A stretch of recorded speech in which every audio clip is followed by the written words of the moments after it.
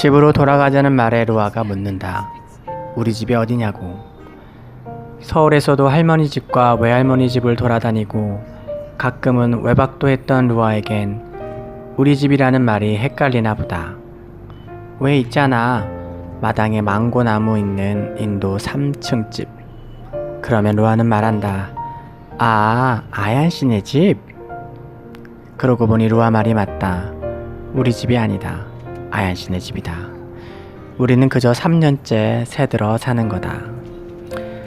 하루 종일 비가 왔다. 땅이 식었다. 차문을 열면 안경에 김이 서린다. 마치 시간 여행을 하는 것 마냥 익숙한 파트너 길을 지나오면서 한국에서의 시간들이 아득해진다. 마구 빵빵이는 경적 소리도 마구 버려진 쓰레기들도 그냥 괜찮다. 그새 파트너 촌놈 다 되었나 보다. 집에 도착해서 짐 풀고 다 하고 나면 진하게 커피 한 잔 내리고 망고 하나 까먹어야겠다. 부르신 곳에 오늘 다시 도착했다. 안녕하세요. 인도 현지에서 여러분에게 성경을 읽어드리는 백환승 목사입니다.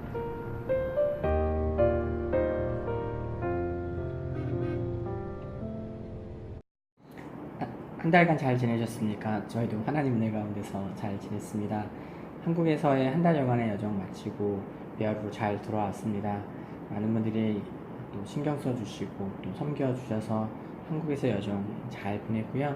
제가 건강이 약간 좋지 않은 상태로 들어가서 많이 누워 있었던 덕분에 일정을 많이 소화하지는 못했지만 가족들과 좀 가족스러운 시간들을 많이 보낼 수 있지 않았나 싶습니다. 인도에 있다 한국에 들어가도 어떤 계획이 있고 계획 안에서 가족들과의 시간을 가지게 되는데, 원래 가족이라는 게 이렇게 막 계획 세고 이렇게 시간 보내는 게 가족 아니잖아. 그냥 자연스럽게 있는 거가 가족인데, 이번에 그런 시간을 많이 가질 수 있어서 감사했고요. 다행히 건강에는 큰 이상이 없고 다시 한번 그냥 먹는 거, 운동하는 거, 또 쉬는 거 잘 신경 써서 하면 되지 않을까 하고 있습니다. 계속해서 신경 써주시고 또 걱정해 주신 분 감사하고요. 계속 기도 부탁드리겠습니다. 저희가 오기 전부터 비아른 날씨가 너무 더워서 죽는 사람들도 한 70여 명이 죽었다고 해요. 더위 때문에. 그래서 걱정하셨는데 다행히 저희가 왔을 때는 오는 날부터 비가 많이 와서 땅이 많이 식었습니다. 한국에 있다 인도에 딱 들어오면 그 비행기 문이 열릴 때 이렇게 헉 뜨겁게 들어오는 공기를 마시면서 Welcome back to India 이런 생각을 하는데, 올해는 그렇지가 않았어요. 저희도 5년쯤 있으니까 더위에 많이 익숙해진 것도 있고 또 비가 와서 땅이 식어서 또 그런 게 없었습니다. 이렇게 한국 여정을 다녀오고 나면 마치 한 해를 마치고 새해를 맞는 그런 기분이 있습니다. 오히려 새해 실제 연말과 연초는 사역이 바쁘기 때문에 그런 느낌을 받지 못하는데요. 다시 한번 기도의 자리, 하나님을 더 깊이 만나는 자리를 위해 애써야겠다라고 다짐하고, 사실 한국에 들어갈 때도 그런 마음을 가지고 들어갔었어요. 이번에는 그렇게 하자 했는데 많이 그렇게 하지 못했죠. 누워있느라. 그래서 이제는 조금 더 깊이 있게 하나님을 만나고 한 사람 한 사람을 더 진심으로 만나고 대화하고 또 기도하고, 목사가 할 수 있는 중에 큰 중요한 일이 계속 기도하는 거라고 하셨던 옛날 청년부 담당 목사님 말씀 생각나면서 계속 기도해야겠다는 마음이 들었습니다. 저희 가정을 위해서 기도해 주시고 또 사역을 위해서 기도해 주시기 바랍니다. 이제 마가복음을 시작하는데요. 앞으로 이제 제가 성경 공부하는 것과 현지에서 주일 설교, 그리고 현지 사역자들과 성경 공부를 마가복음 통일해서 진행하려고 해요. 그리고 마가복음이 갖고 있는 복음에 대한 핵심, 그리고 제자도에 관한 내용들이, 그리고 그것의 시급성에 대한 마가복음의 빠른 호흡이 복음 전파의 긴급성과 제자로서의 삶으로 변화되는 것의 시급성을 이렇게 표현해주고 있기 때문에, 가르치고 있기 때문에 잘 가르칠 수 있지 않을까 하는 생각을 하고요. 소원하는 거는 말씀 가르치는 한 땀 한 땀 기도를 심고 무릎을 세우고 그렇게 하려고 합니다. 저희 사역자들과 젊은이들과 아이들을 가르칠 때 가르친 한마디 한마디가 기도가 배이고 눈물이 배일 수 있도록 같이 기도해 주시고 또 말씀 준비할 때 여러분 함께 또 들으시면서도 기도해 주셨으면 좋겠습니다. 마가복음은 총 16장에 이르는 길지 않은 복음서입니다. 저는 한 주에 이렇게 반장씩 나눠서 한 32번 정도 나눠서 하려고 생각하고 있고요. 그렇게 하면 한 1년이 가지 않을까 하는 생각을 하는데 조금 더 해야 될 수 있지만 그런 생각을 하고 있고 빠지지 않고 성경 공부를 잘 진행해서 1년쯤 지났을 때 우리 사역자들과 유수들에게 하나님 나라의 복음에 대해서 다시 한번 그 마음에 새로워질 수 있는 그런 기회를 삼고 싶습니다. 마가복음의 시작은 하나님의 아들 예수 그리스도의 복음의 시작이라 하는 말로 시작합니다. 이 본문을 보면은 이제 제 신대원 준비할 때 생각이 나는데, 신대원 준비할 때 이제 성경 공부하러 성경고시 준비하러 이제 다니잖아요. 그래서 친구들과 함께 성경고시 준비하러 갔을 때 마가복음 차례에 있었을 때 윤원태 목사님이 모임을 인도하셨던 윤원태 목사님인데 1장 1절을 반복해서 크게 외치게 하셨어요. 하나님의 아들 예수 그리스도 복음의 시작이라. 이걸 서너 번 외치는데 같이 있었던 친구가 이야기하더라고요. 한승아, 이렇게 외치니까 너무 영광스럽지 않냐? 라고 하는데 그 친구의 마음이 제 마음이었어요. 너무 영광스럽더라고요. 가슴이 뜨거워지는데 그 뜨거움이 뭔가 내가 뭐라고 할까요?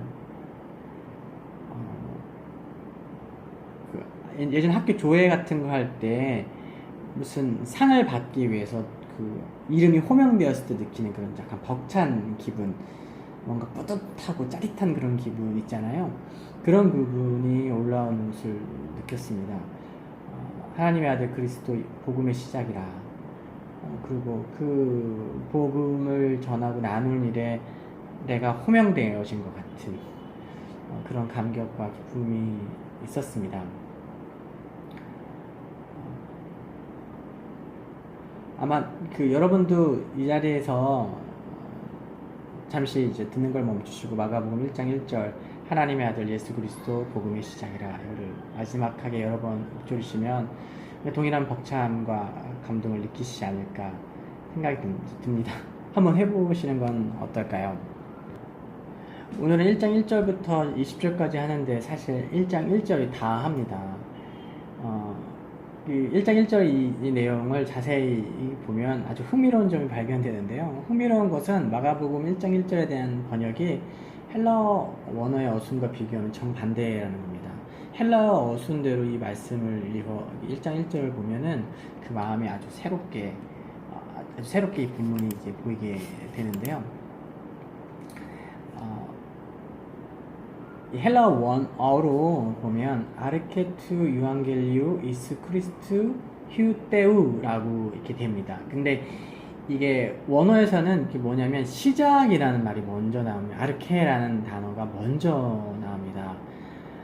그리고 사실 정반대예요. 하나님의 아들은 맨 마지막이고 심지어 맨 마지막에 하나님의 아들은 이제 가로로 쳐서 이렇게 표시가 되어 있습니다. 왜냐하면 이게 사본들에 따라서 하나님의 아들이라는 부분이 생략된 사본들도 있는 거예요. 그래서 일반적으로 하나님의 아들까지 들어가는 것으로 보지만 후기에 하나님의 아들이 더 추가되었을 가능성을 학자들이 많이 봅니다. 그렇게 보면은 오히려 시작이라 복음의 예수 그리스도 여기까지가 1장 1절의 주된 내용이라고 볼 수 있는 거죠. 그래서 제가 그 탈북 버전으로 했을 때는 이렇게 번역했어요. 시작되었다 복음 예수 그리스도 하나님의 아들을 이렇게 했습니다. 그러니까 시작됐다라는 것이 너무 중요하다는 거예요. 왜 시작됐다는 게 중요하냐면 마가복음이 처음 쓰여진 성경입니다. 이걸 이제 마가복음 우선설이라고 합니다. 이렇게 마이너한 학자들, 그러니까 이제 어떤 학설에 대해서 A와 B를 주장할 때 A가 이제 메이저, 주류로 인정되는 게 있고 마이너하게 소수가 이렇게 주장하는 게 있잖아요. 저는 이제 마가복음에 이거를 가르치고 같이 나눌 때 특별한 경우가 아니면은 보편적으로 널리 받아들이고 있는 것을 채택해서 갈 거예요. 그 얘기를 들면 이제 마태복음을 제일 먼저라고 주장하는 경우도 있어요. 학자들에 따라서. 근데 그런 부분들을 너무 자세하게 이야기하면은 이렇게 본질이 좀 흐려질 수 있고, 오늘 이제 린넨 성경에서 나누고자 하는 내용과는 좀 많이 벗어날 수 있어서 이렇게 주류 신학자들이 주로 주장하는 것을 채택하는데요. 그 마가복음을 제일 먼저 이렇게 쓰여졌다라고 이야기합니다. 여러분 잘 알고 계시던 것처럼 초기에는 그 교회 공동체 모임에서 신약을 읽지 않았습니다. 왜냐하면 당연합니다. 신약이 없었으니까요. 신약은 신약교회, 초대교회 사람들이 살아가던 사람들이 사도적 전통을 가진 문서로 이렇게 하나씩 쓰여졌고, 이후에 이제 채택되는 과정을 거쳐서 신약이 된 거죠. 그러니까 초기 기독교 성도들은 신약이 아니라 구약을 읽었고, 구약과 더불어 예수님과 늘 동행하며 살아왔던 제자들의 이야기를 통해서 예수님의 이야기를 들었습니다. 반복되어 이렇게 들었죠. 초기에는 그 예수님의 이야기를 이렇게 굳이 다른 데다 기록할 필요를 느끼지 못했어요. 왜냐하면 예수님 곧 오신다고 하셨는데 굳이 그럴 필요 있냐. 아직 사도들도 나이가 있지만 살아있으니까 그 이야기를 듣는 거죠. 그러다 시간이 지나면서 예수님이 곧 오신다는 이야기가 우리가 생각하는 그런 것과는 좀 거리가 있을 수도 있겠다. 이게 좀 시간이 걸리는 일일 수 있겠다. 라는 생각을 들으면서 이제 신약 성경이 이렇게 쓰여지게 되고, 사도들의 구술로서 되었던 이야기들이 이렇게 정리되기 시작합니다. 그래서 첫 번째가 마가복음입니다. 그래서 마가복음 이후에 마태, 누가가 쓰여지고 한 세대쯤 후에 요한복음이 쓰여졌다고 합니다. 그리고 마태복음과 누가복음은 마가복음의 내용을 많이 가져다 썼습니다. 그러니까 토시 하나 틀리지 않고 그대로 문단체로 가지고 쓰고 있는 내용도 많아요. 그래서 사실은 이제 마가복음 우선서를 주장하는 가장 큰 이유가 토시 하나 틀리지 않고 그냥 다 갖다 썼습니다. 내용의 선우가 달라지고 다른 내용이 붙고 관점이 다르게 이렇게 되는 거죠.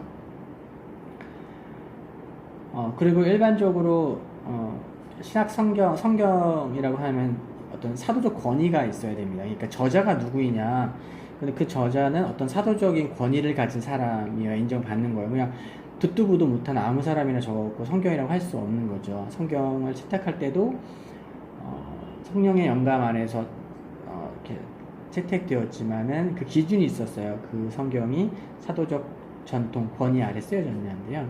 마가는 사도가 아니잖아요.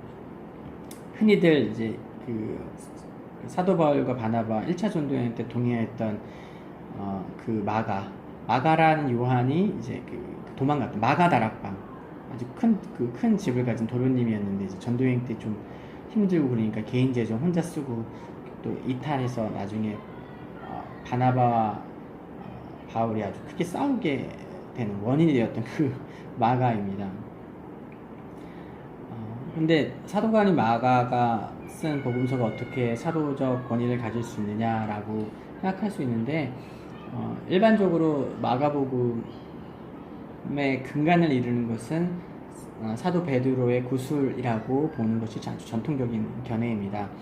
사도 바울이 마가를 아주 사랑했고 헬라어나 이런 부분이 약했던 베드로가 설교를 하고 말씀을 전할 때 그것을 해석하고 번역하는 일들을 마가라 하는 요한이 많이 담당을 했습니다. 사도 베드로의 해설자라는 별명이 있는 것이 마가 요한인데요. 그래서 일반적으로 보는 것은 베드로가 구술한 그 이야기의 근간을 가지고 마가가 정리해낸 책, 그것을 마가복음이라고 이야기를 합니다. 이렇게 쓰여지게 된 마가복음의 첫 마디는 시작이다, 아르케 시작합니다. 시작이다. 이 한마디는 정말로 많은 말을 내포하고 있습니다. 믿지 않는 자들에게는 밑도 끝도 없는 말일 것이고 구원이 필요 없다고 여기는 자들에게는 실없는 허세처럼 보일 수 있지만 기다리고 갈망한 자들에게는 시작이라는 말은 수천 마디를 갈아 넣은 듯한 장엄한 외침이 됩니다. 그렇습니다. 시작입니다.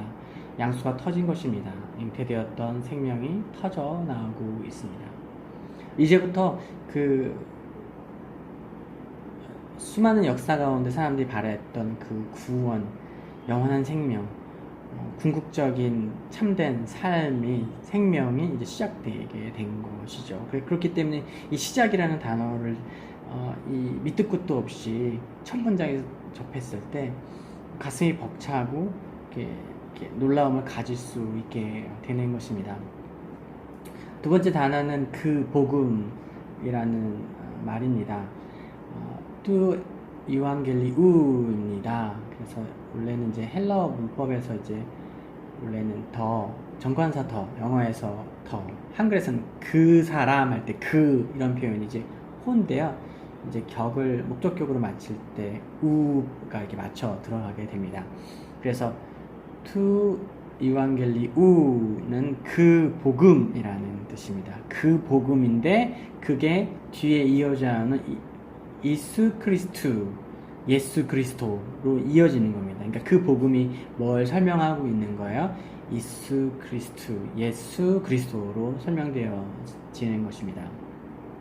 이 복음이라는 말도 참 감격적인 말인데요. 마가복음은 헬라어를 사용하는 이방인들을 대상으로 쓰여진 것으로 보고 있습니다.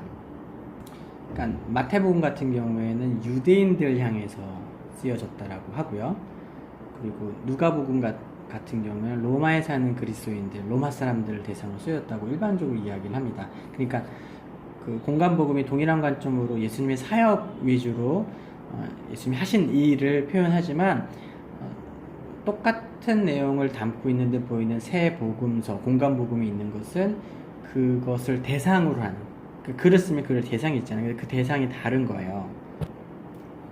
그래서 마태복음은 유대인들을 대상으로 쓰여졌고 마가복음은 헬라어를 사용하는 이방인들을 대상으로 쓰여졌습니다. 그렇기 때문에 마가복음에서는 유대인들의 관습이나 어떤 특정 단어들을 따로 이렇게 설명하는 표현이 있는 거예요. 유대인들을 대상으로 썼다면 유대인들의 당연한 어떤 관습들을 따로 설명할 필요는 없잖아요. 그래서 헬라어를 사용한 이방인들 대상으로 쓰여졌다는 것이 여기서 왜 중요하냐면은 마가가 그 복음이라는 단어를 이제 복음서를 시작하는 그 앞머리에 둔 거예요. 시작됐다라고 하고 그 다음에 바로 나오는 것이 복음입니다. 근데 이 복음이라는 단어가 어떤 유앙겔리온, 그러니까 원형은 유앙겔리온이거든요. 근데 이제 격변화 때문에 유앙겔리우가 된 건데, 유앙겔리온이 된 이유는 유앙겔리온이라는 단어, 이 복음이라는 단어가 그 당시 쓰여진 쓰임새를 보면은 마가가 왜 이 단어를 썼는 줄 알 수 있어요. 이 유앙겔리온이라는 단어는 황제의 탄생이나 승전하는 황제가 개선할 때 이 유앙겔리온이라는 단어를 쓴 거예요.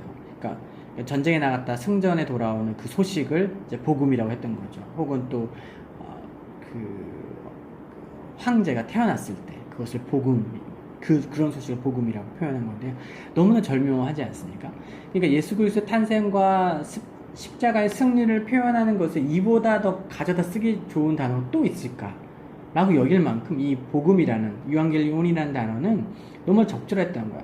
헬라 세계의 헬라 문화권에서 헬라 그 언어를 쓰는 사람들에서 유앙겔리온이라는 단어를 사용하는 것을 통해서, 그리고 그 복음이 원래는 어디다 썼던 거예요? 어떤 황제에 관해서 썼던 거예요. 황제의 탄생과 황제의 개선이라는 소식을 쓸 때 유앙겔리온이라는 걸 썼는데, 이제 그 유앙겔리온이라는 표현을 어디다가 가져다가 쓰고 있는 거예요?